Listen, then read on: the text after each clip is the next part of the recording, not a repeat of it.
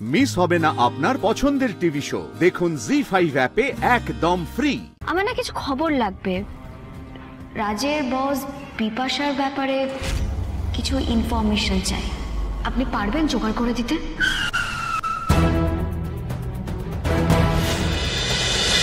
Madam, আমি আপনার কাছে ক্ষমা চাইতে এসেছিলাম।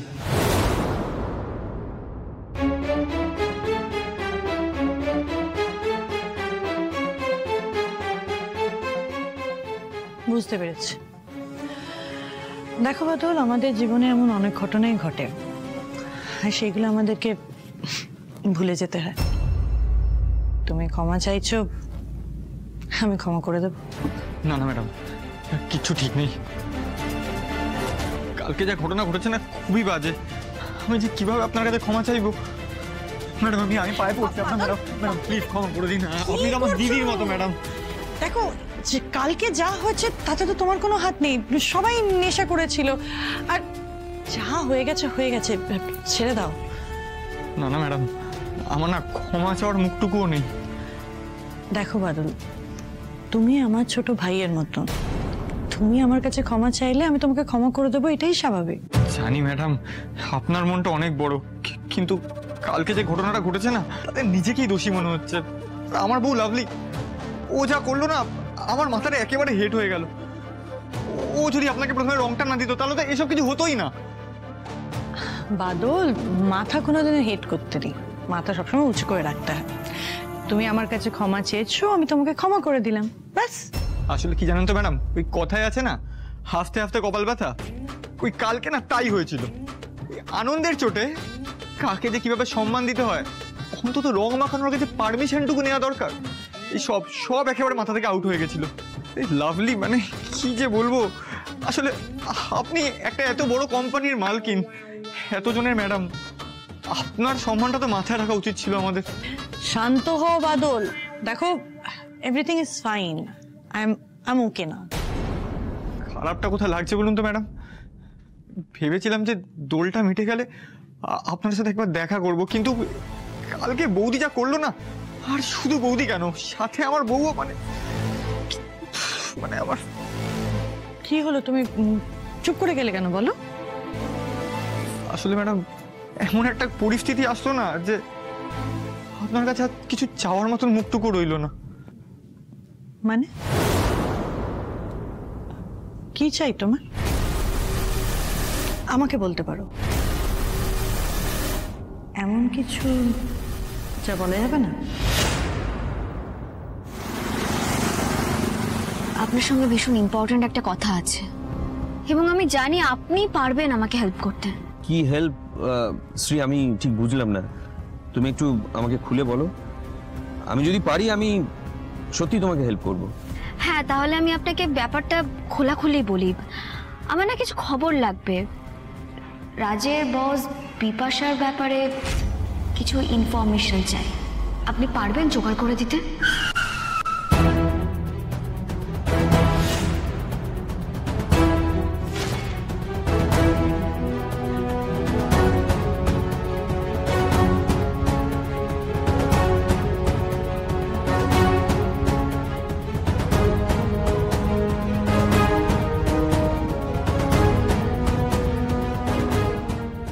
সতীশ, কিছু না। আপনি এভাবে উত্তেজিত হয়ে বেরিয়ে এলেন, কিছু হয়েছে? আমার এখন এসব প্রশ্ন ভালো লাগছে না। একটা সত্যি কথা বলবেন, আপনি কি বিপাশাকে চেনেন? না, আসলে বিপাশার নাম করার পর থেকে আপনি কেমন একটা করছেন, তাই জিজ্ঞেস করলাম। আমার এসব প্রশ্ন ভালো লাগছে না শ্রী। ও ঠিক আছে, তাহলে আর আপনাকে আমি হেল্প করতে বলবো না। আমি আজকে আর অফিসে যাব না। এ বাবা, আপনি ক্যান্সেল করে দিচ্ছেন কেন? দোলের জন্য অনেকেই আজকে অফিসে আসবে না। কিন্তু আজ তো দোল নয়। দোলের জন্য অনেকেই বেড়াতে গেছে, 2-4 দিন অফিস কামাই করবে, আমি জানি। তাহলে আপনি কোথায় যাবেন এখন? আমি একটা অন্য জায়গায় যাব। এ বাবা, তাহলে আমি কি করব বলুন তো? তুমি বাড়ি চলে যাও শ্রী, তুমি বাড়ি চলে যাও। এ বাবা, আপনি কি বলছেন? এত দূর এসে বাড়ি চলে যাব, অফিসে যাব না? দেখো, ভালোই তো হলো, তোমার বস তোমাকে আরেকদিন ছুটি দিচ্ছে, বাড়ি গিয়ে তুমি এনজয় করো। আমার একটা খুব ইম্পর্টেন্ট কাজ মনে পড়ে গেছে, আমাকে এক্ষুনি যেতে হবে। আমি আসছি, হ্যাঁ, বাই, পরে দেখা হবে।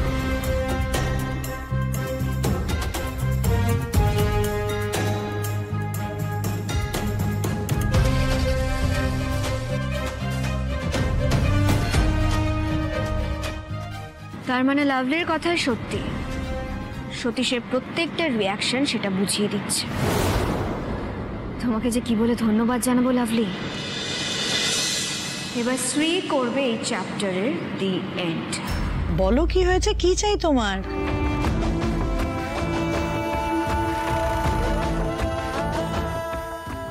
বলো। আসলে একটা কাজের বড্ড প্রয়োজন ম্যাডাম, আপনি যদি কোনোভাবে একটু সাহায্য করেন। অনেক আশা নিয়ে এসেছিলাম। সেইটা তো তুমি তোমার দাদাকেও বলতে পারতে। না ম্যাডাম, কালকে যা ঘটনা ঘটেছে তারপরে কি দাদার কাছে কাজ চাওয়ার কোনো মুখ আমার নেই।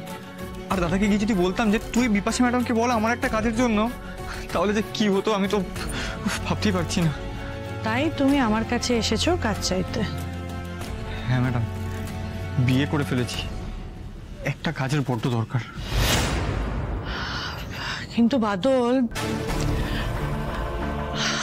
আমার কাছে যে কাজ থাকবে সেটা তুমি কি করে জানলে? কাজ তো নাও থাকতে পারে।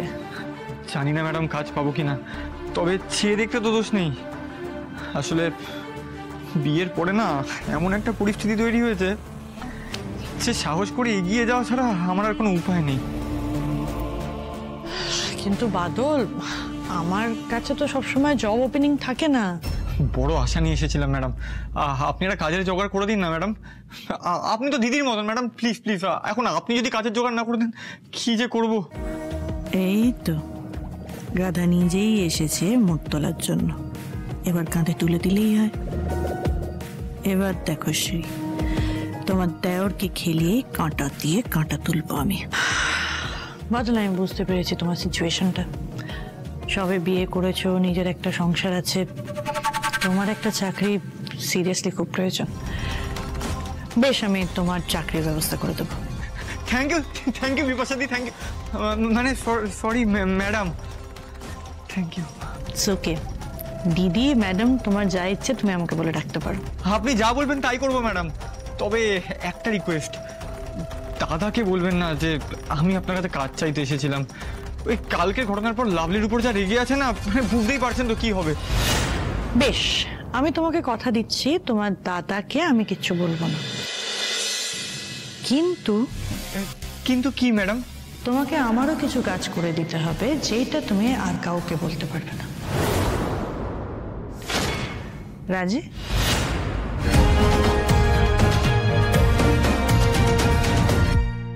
জি5 ডাউনলোড করুন আর সব এপিসোড দেখুন একদম ফ্রি।